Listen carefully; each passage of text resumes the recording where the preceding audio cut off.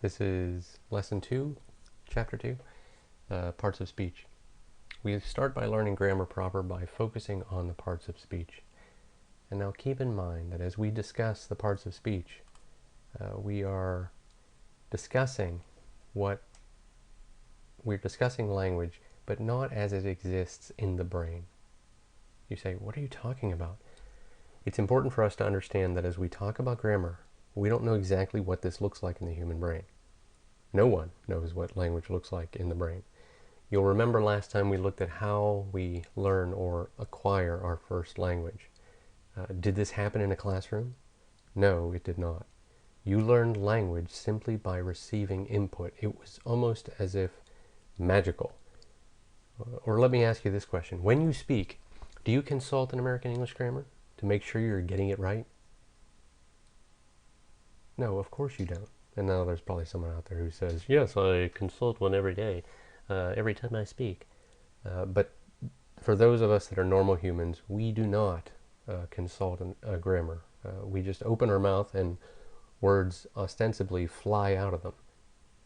Therefore, when we talk about grammar, we're not claiming to say that these are the parts of speech that exist in your brain. When we're looking at formal grammar, you must understand the difference between prescription and description, or those that call themselves prescriptivists or descriptivists. Now think about these two words. You know what description means. It's simply describing what exists. Prescription, think about a doctor when you get a prescription from your doctor. It tells you what to do, right? It tells you what to take. This is exactly what these words kind of mean. When we talk about language, there's two camps that you can fall into. You either fall into the camp for description, where you describe what language does. You simply describe what's going on. Or you fall into the camp where you're a prescriptivist, where you say these are rules of grammar and you must follow them explicitly, and if you don't, bad things will happen. But you know, there's a happy medium somewhere in the middle. Yes, for those of us that not only acquire our first language, but we go on to learn how to read it, we learn how to write it, and we learn formal grammar rules. For those of us in that camp, that we learn it as a language, we acquire it, and we learn it in school as well, our language gets informed by these grammar rules that we learn. So there's sort of a happy medium.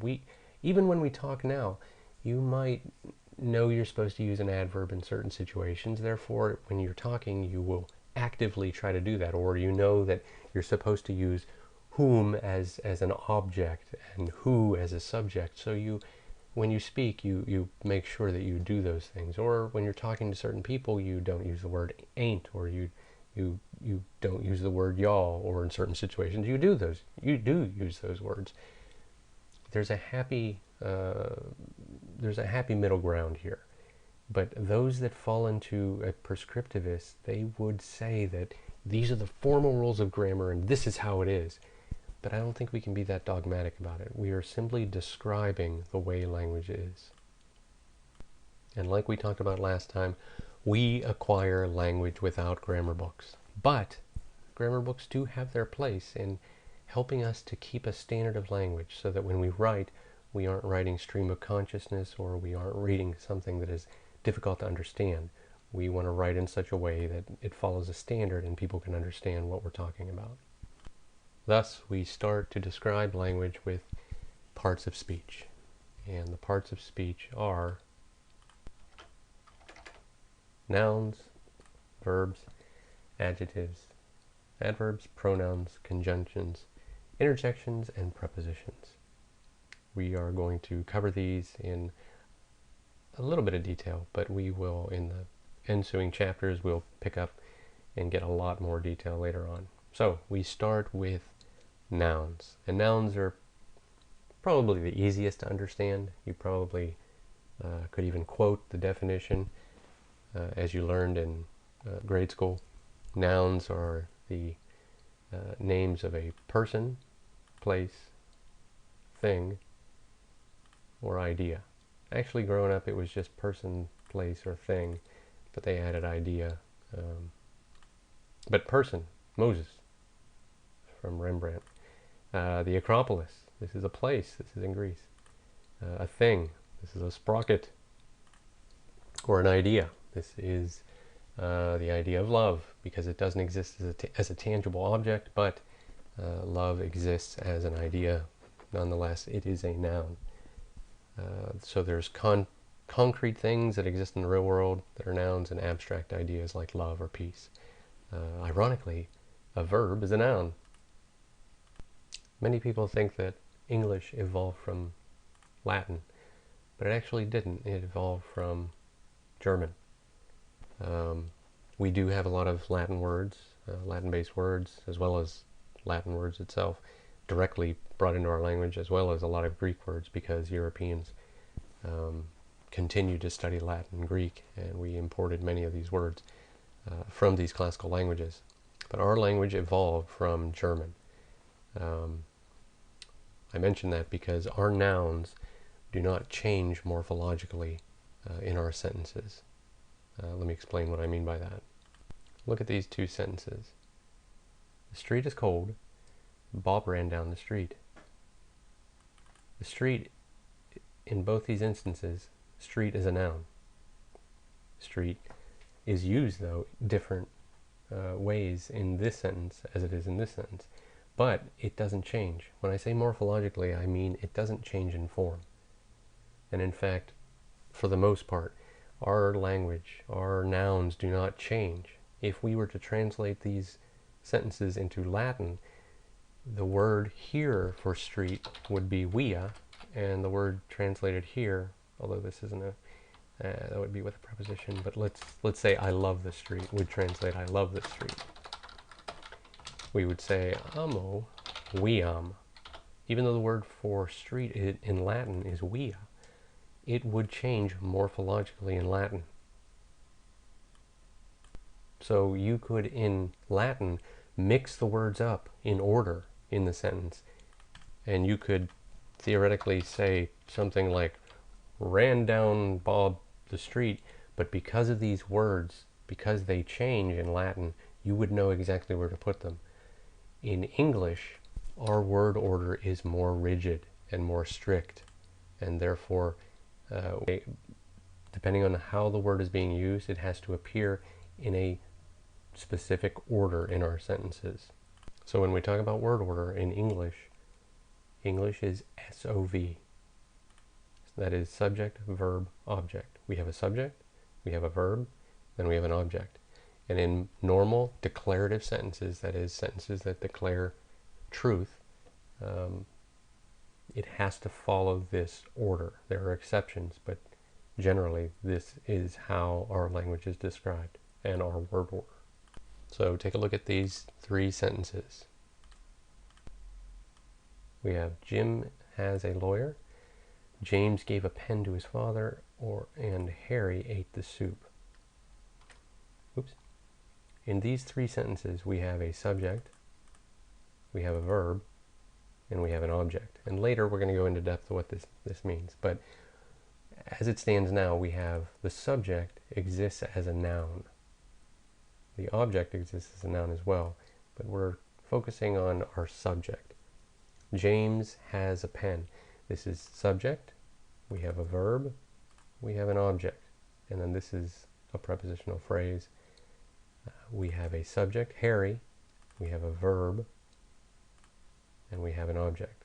These follow subject, verb, object in English. These are normal declarative sentences. They are declaring or expressing truth as we conceive it.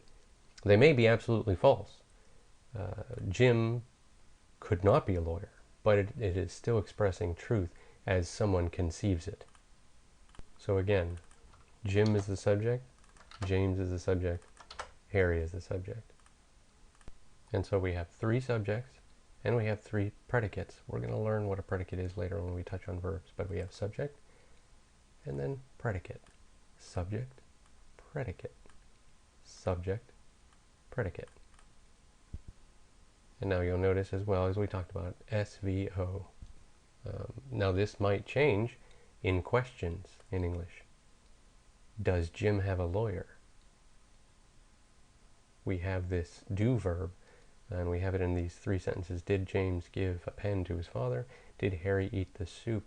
And this is a little complex to understand the to-do verb, the way we use it. And in fact, it's infuriating to non-native English speakers when they're learning it as a second language to know when to use does. And if you notice, which we're going to go over a little bit, did actually takes the tense. James gave a pen to his father. You actually put this into the present and use the past tense of to do. So the to-do verb actually takes the tense. Harry ate the soup. Did Harry eat the soup?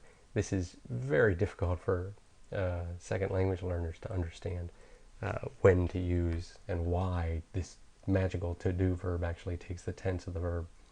But its underlying structure here is subject and then predicate, and actually is folded into the verb. But this is more understandable when you see this sentence. Bob is a lawyer, and then you just switch these two in our question. Is Bob a lawyer? So, but this is an exception. We're talking about, when we're talking about SVO, subject, verb, object, we're talking about natural declarative sentences, not questions. Okay, next we have verbs. And again, we will go into detail in each specific chapter when we cover these parts of speech. But for now, even though I haven't given you a formal definition of a predicate, you probably could understand and separate nouns from predicates, and the verb is included in the predicate. But let me give you some example sentences here. So a subject it's the noun along with any adjectives or articles, and the predicate is everything after it in a declarative sentence. So let me give you a few examples. Colorless green ideas sleep furiously, and that's sort of a popular sentence among linguists. The bullet stopped in midair before Neo. I am a doctor. Han Solo jumped into the garbage chute. The Romans thought they were the best in war. So without me telling you, try in your mind to separate the subjects from the predicates. And again, the subject is the noun along with any adjectives or articles that modify it. So let's see if you can do that.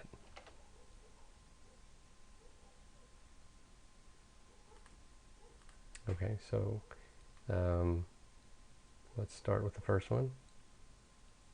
Colorless green ideas. Did you separate it correctly? And then you have the verb, sleep furiously.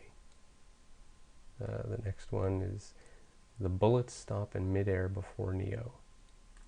The bullets is the subject, stop is the verb, and then this is the predicate, the verb and everything else.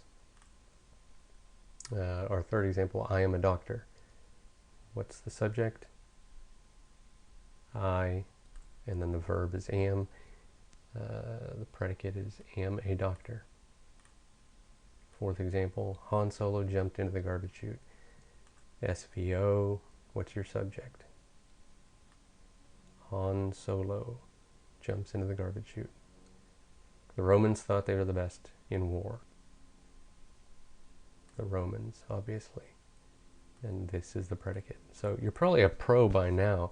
You can tell, you can separate subjects from predicates. And this is very important when we segue into the subject of writing. Notice how each of the predicates starts with the verb. Understanding this most basic concept of English sentences cannot be understated. Later we're going to go into detail about verb phrases and their modifiers, but this is important to understand so that you can write clearly. Notice as well that these verbs agree with their corresponding subjects. The bullets stop. It's not the bullets stops, but the bullets stop. And these are, and it's I am. We obviously know there's other words in the conjugation of to be. I am, you are, he is, we are, you are, plural, and they are. But am is specifically coupled with I because it agrees. Han Solo jumps, the Romans think. This is a very important concept, even though it's something that we take for granted because we're native English speakers. But agreement between the subject and the verb is incredibly important. We will cover this more in depth in the next lesson, as well as talk about things like intransitive and transitive verbs, active and passive verbs. Traditional English grammar lists 3 kinds of verbs: action verbs, helping verbs, and linking verbs. And if you want to think of verbs in this way, that's fine. Realize that there are different ways to understand verbs, but traditional English grammar, this is how we describe them. Linking verbs are used to equate the subject with something. For example, look at this sentence. I am silly. The linking verb is am, and it's equating the subject with something. I am silly. And in this instance, silly, I'm being equated with an adjective. It's describing me. So as we talk about adjectives, that's our next part of speech, adjectives. And again, we're going a little bit fast here. This is sort of an introduction into these parts of speech. So we have sentences here. Can you find the adjectives? Adjectives, let me refresh your memory, are those words which modify nouns. So all you have to do in a sentence is find the nouns and then identify their corresponding adjectives. So, number 1, the ugly duckling walked about despondent. Right, the ugly duckling. Duckling is your subject, then you have your predicate, walked around despondent. But this is a noun. Ugly describes the duckling, so this is an adverb, excuse me, an adjective. And this is sort of a trick question. Despondent is actually an adjective as well because it's describing the ugly duckling. He walked around and he was despondent. Number 2, the Delphic oracle called Socrates the wisest man on earth. So let's find the adjectives. We find first our subject, the Delphic oracle, and then our predicate, called Socrates the wisest man on earth. This is our noun, and right, this is an adjective, the Delphic oracle. So adjectives can even be proper, capitalized. Called Socrates, or do we have any more? Called Socrates the wisest man on earth. And we have yet another adjective, the wisest man. Number 3, the big red ball bounced down the busy street. So we find first our subject, then our predicate, and then we find, all right, this is our noun, and then we have 2 modifiers. It's big and it's red. Whoa, excuse me. It's big and it's red. And then ball bounced down the busy street. Busy is an adjective as well. The swift-footed Achilles saw rosy-fingered dawn. And this is becoming easier, I assume. The swift-footed Achilles is our subject. The verb phrase, otherwise known as the predicate, is saw rosy-fingered dawn. Swift-footed is our adjective, and we have another one, rosy-fingered dawn.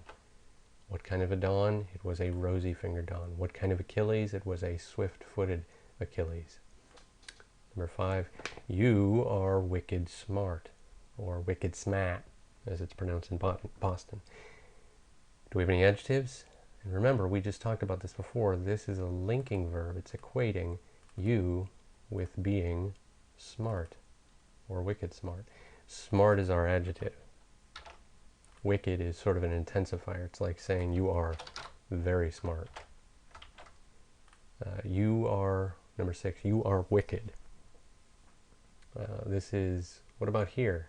It's the same word, but it's used in a different context.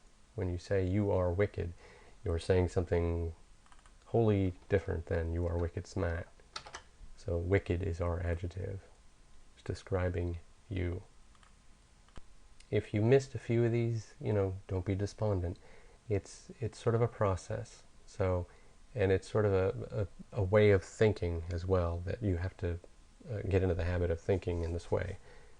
So it comes with more practice. Next up are adverbs, and adverbs are very much, they're very similar to adjectives. Whereas adjectives modify nouns, adverbs modify verbs. Read the following sentences and try to think about how the words which end in ly actually color the verbs in each sentence. So we have, the scribe wrote carefully with his stylus. Carefully is an adverb, and it describes how the scribe wrote. The bus driver unexpectedly ditched the tire iron. How did he ditch the tire iron? He did it unexpectedly. I drove quickly around the accident. How did I drive? I drove quickly. Adverbs generally answer the question how something was done. She was dressed most inappropriately for a dinner party. So, how did she dress? How was she dressed? She was dressed inappropriately. So these words, these adverbs, actually color the verb. They answer the question how things are done. Now note that there are adverbs which do not end in ly. Not all adverbs end in ly. More on that later. Next we have pronouns. And pronouns are simply words which stand in for nouns. They are sort of a placeholder for nouns. And we have many kinds of pronouns. We have personal pronouns. But all pronouns have what's called antecedents. An antecedent is what the pronoun refers to. For example, in our first sentence here, I am a silly goose. I is a personal pronoun, but I refers to someone in the real world, right? If you were writing this sentence, it would stand in for your name. Therefore, the antecedent would be your name. For example, if Bob were our speaker, I, the personal pronoun, the antecedent of I would be Bob.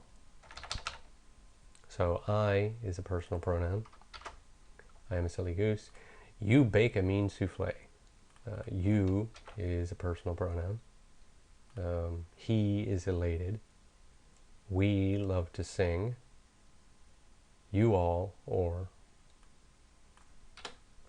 y'all, you are all that in a bag of chips.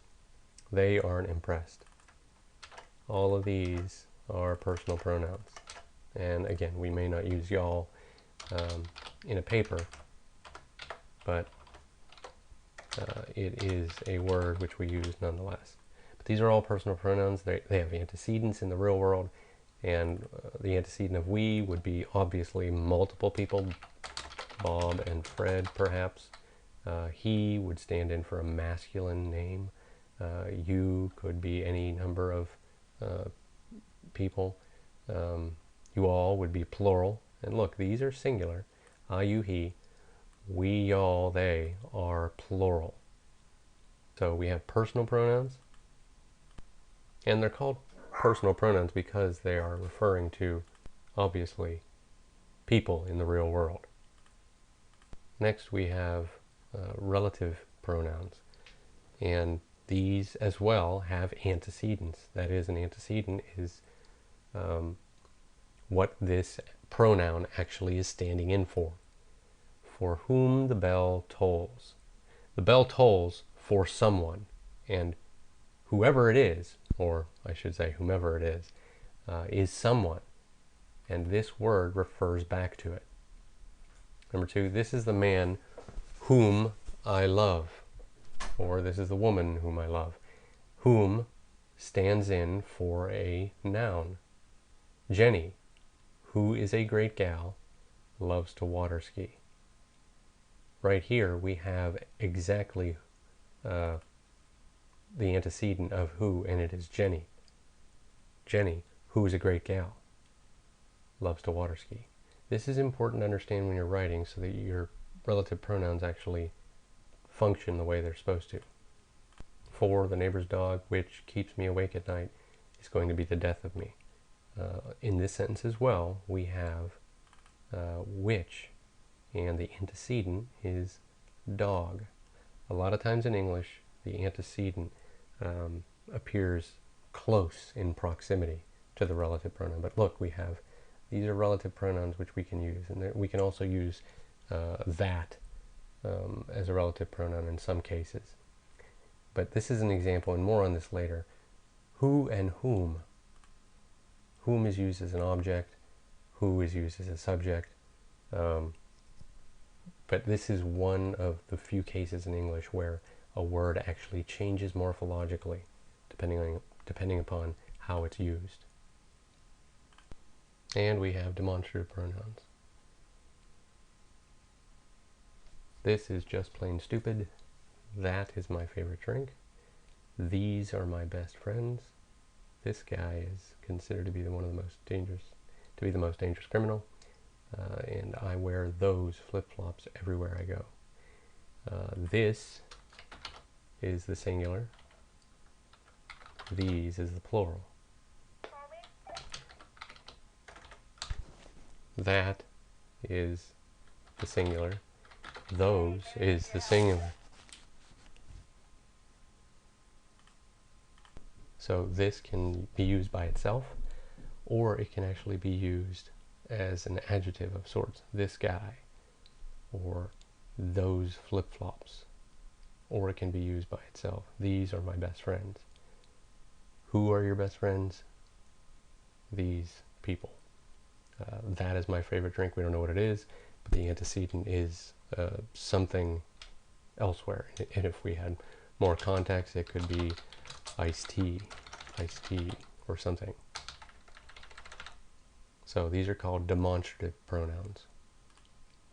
Next up we have conjunctions, and if you knew Latin you would know what conjunctions are simply because of what it literally means. It literally means to connect together, and conjunctions are simply connecting words. Take a look at these sentences. I both hate and love my phone.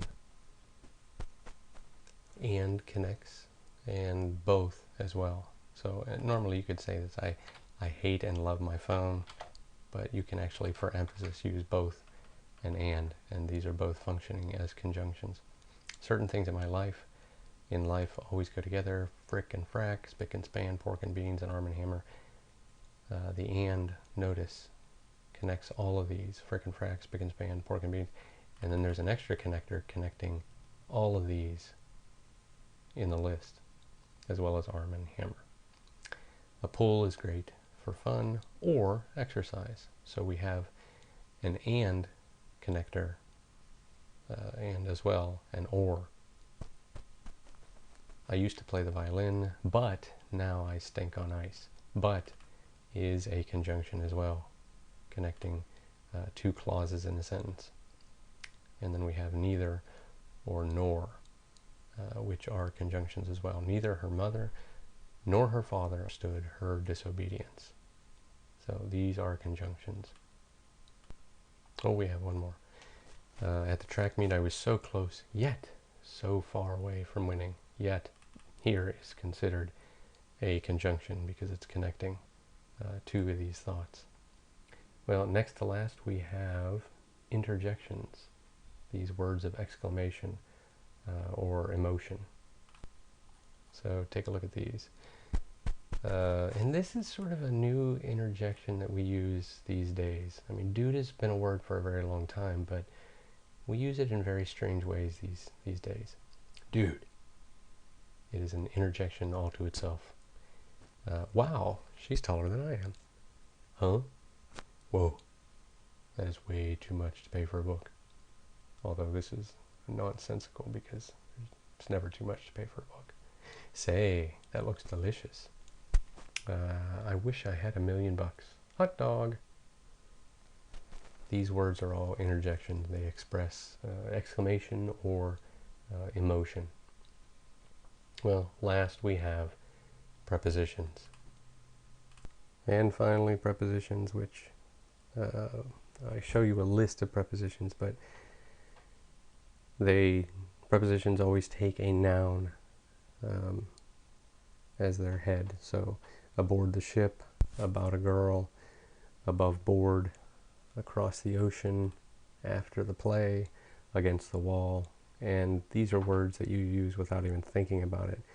But these words are incredibly important when you're writing to communicate the proper idea and the precise idea. But it does help since there is a finite amount of these words. But more on that later. Well, that was a quick introduction to the parts of speech. We shall look at verbs next. Well, actually nouns in depth next.